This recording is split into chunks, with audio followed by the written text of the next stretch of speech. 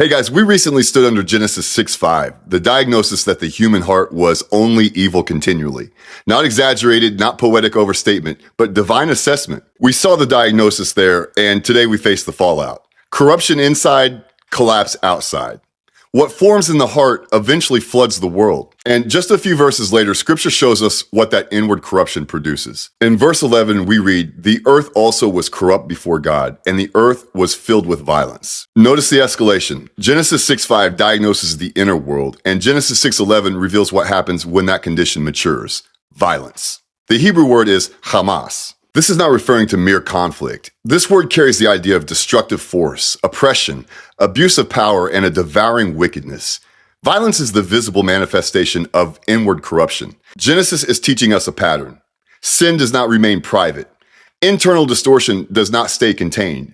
What begins in the Yetzer, the inward formation of motive, eventually manifests in the world. Hearts shape actions, actions shape cultures, and cultures shape civilizations. And eventually, violence becomes atmosphere. But Genesis also gives us hope. Right after describing a violent world, scripture says, "But Noah."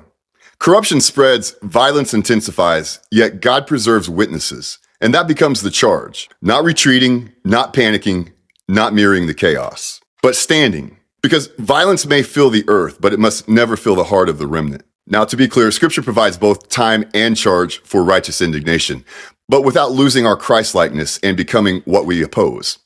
Righteous indignation is moral clarity and discernment. It burns with conviction without burning away love, and it shines light into the darkness without being consumed by it. In an age of outrage and shifting narratives, the people of God must become unshakably anchored. The issue is formation. Corrupted formation becomes distorted desire. Distorted desire hardens into will, and hardened will produces violence. My friends, the remnant is not defined by volume, but by stability, clarity, and endurance. So keep standing, contend earnestly, and endure well.